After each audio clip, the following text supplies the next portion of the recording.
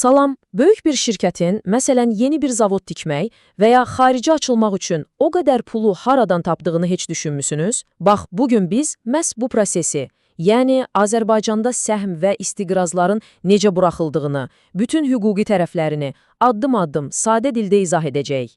Gəlin elə indi başlayaq.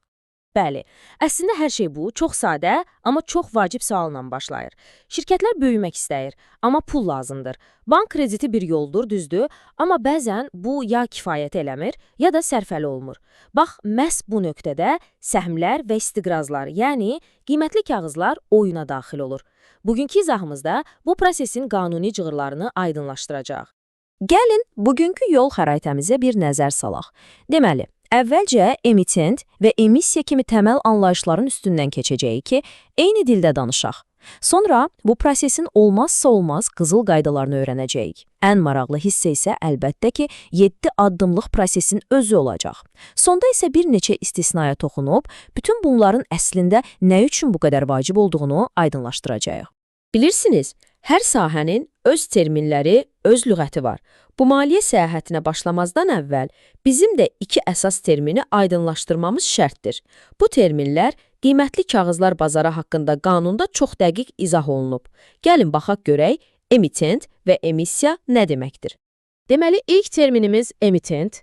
Çox sadə dildə desək, emitent pul cəlb etmək məqsədi ilə səhm və ya istiqraz buraxan tərəfdir. Bu, hər hansı bir böyük şirkət, dövlətin özü və ya hətta bir bələdiyyə də ola bilər. Yəni, onlar bizim bu hekayəmizin baş qəhrəmanıdır. Və ikinci vacib termin, emissiya. Emissiya isə emitentin həyata keçirdiyi prosesin özüdür. Yəni, qiymətli kağızların buraxılması prosesi. Amma bu, elə-belə bir günlük bir iş deyil, qanunla müəyyən edilmiş çox ciddi, addım-addım izlənilən bir prosedurlar toplusudur. Birazdan o addımların nələr olduğunu bir-bir görəcəyik. Yaxşı, indi gəlin bu prosesin qızıl qaydaları ilə tanış olaq. Qanunun 3-cü maddəsi bir neçə ilə fundamental prinsip müəyyən edir ki, hər bir emitent istisnasız bu qaydalara mütləq riayət etməlidir. Birinci və ən vacib qayda, bərabərlik. Qanunun 3.2-ci maddəsi çox aydın deyir ki, eyni buraxılış çərçivəsindəki bütün qiymətli kağızlar tamamilə eyni olmalıdır. Yəni, bir şirkət 1000 dənə səhm buraxırsa, o səhmlərin hər birinin verdiyi hüquqlar, nominal dəyəri və qeydiyyat nömrəsi eyni olmalıdır. Heç bir ayrı seçkilik ola bilməz. İkinci qayda isə valyuta ilə bağlıdır və baxın, burada çox maraqlı bir fərq var. Qanunun 3.4-cü maddəsinə görə, səhmlər, yəni şirkətdəki birbaşa pay, yalnız və yalnız milli valyuta olan manatla ifadə edilə bilər. Lakin istiqrazlar, yəni bir növ borc kağızları, həm manatla, həm də istənilən xarici valyutada, məsələn dollarla və ya avroyla buraxıla bilər. Bu da istiqrazları beynəlxalq investorlar üçün qat-qat cəlb edicidir. Və nəhayət, gəldik çatdıq əsas məsələyə, prosesin özünə. Qanunun 3.5-ci maddəsi bütün bu yolu çox aydın şəkildə 7 mərhələyə bölür. Gəlin bu 7 addımlı səyahətə birlikdə çıxaq və görək, şirkətlər bu yolu necə gedir. Bax, bu sxem bütün prosesi mükəmməl şəkildə ümumiləşdirir. Hər şey şirkətin daxildə verdiyi qərarla başlayır, Mərkəzi Bankın təsdiqi ilə rəsmiləşir və ən sonda ictimaiyyətə hesabat verilməsi ilə də tamamlanır. İndi gəlin, bu mərhələlərdən ən kritik olan bir neçəsinə daha yaxından nəzər salaq. Mərhələ 1. Qərar. Hər şey məhz buradan başlayır. Şirkətin səhmdarlar yığıncağı və ya müşahidə şurası toplanır və qiymətli kağız buraxmaq haqqında rəsmi protokollu bir qərar qəbul edir. Bu, bütün prosesin təməl daşıdır. Bu qərar olmadan heç bir addım atıla bilməz. Mərhələ 3. Dövlət nəzarəti. Bax, bu, bəlkə də ən vacib mərhələlərdən biridir.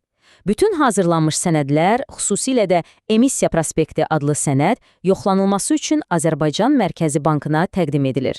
Mərkəzi Bank hər şeyini incələyir və yalnız onun yaşıl işığından sonra proses davam edə bilər. Bu əslində investorları qorumaq üçün qurulmuş bir zəmanət sistemidir. Mərhələ 5. Və budur fəaliyyət anı. Bütün təsdiqlər alındıqdan sonra nəhayət qiymətli kağızlar investorlara təklif olunur. Bu, ya birbaşa satış yolu ilə edilir, ya da fond birjasında ticarətə çıxarılaraq həyata keçirilir. Yəni, planların reallığa çevrildiyi andır. Yaxşı, bəs hər kəs bu 7 mərhələli yolu tam olaraq eyni ilə keçməlidirmi? Həmişə yox. Qanunvericilik bəzi xüsusi emitentlər üçün fərqli, bir qədər daha sadələşdirilmiş prosedurlar da nəzərdə tutur. Məsələn, qanunun 3.6 və 3.6 birinci maddələrinə görə dövlətin özünün buraxdığı istiqrazlar, bələdiyyələrin qiymətli kağızları və ya deyək ki, Azərbaycanın üzv olduğu beynəlxalq təşkilatların buraxılışları üçün tamamilə fərqli qaydalar tətbiq edilir. Səbəb sadədir. Bu qurumlara onsuz da yüksək etibar var və proses daha çelik olmalıdır. Və Mərkəzi Bankın səlahiyyətləri bununla da bitmir. Təsəvvür edin ki, iki şirkət birləşir. Bəs onların qiymətli kağızlarının taliyi necə olur? Bax, bunu Mərkəzi Bankın müəyyən etdiyi qaydalar tənzimləyir. Həmçinin bir şirkətin həddindən artıq borclanmasının qarşısını almaq üçün onun nə qədər istiqraz buraxa biləcəyinə bir limit, bir yuxarı hədd təyin edə bilər. Bu, bütün maliyyə sisteminin sabitliyi üçün çox vacibdir. Yaxşı, gəlin yekunlaşdıraq. Bütün bu mərhələləri, qaydaları, istisnaları gördük, amma ağla bir sual gəlir.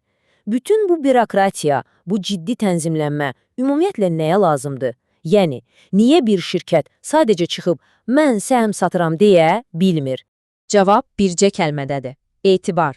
Bütün bu detallı prosesin əsas məqsədi şəffaf, sabit və proqnozlaşdırıla bilən bir bazar yaratmaqdır. Bu sistem sayəsində həm pulunu şirkətə yatıran bir investor, həm də pul cəlb etməyə çalışan şirkət hər ikisi eyni qaydalarla oynadığını bilir. Və bu, sağlam bir iqtisadiyyatın sözün əsl mənasında qan damarıdır.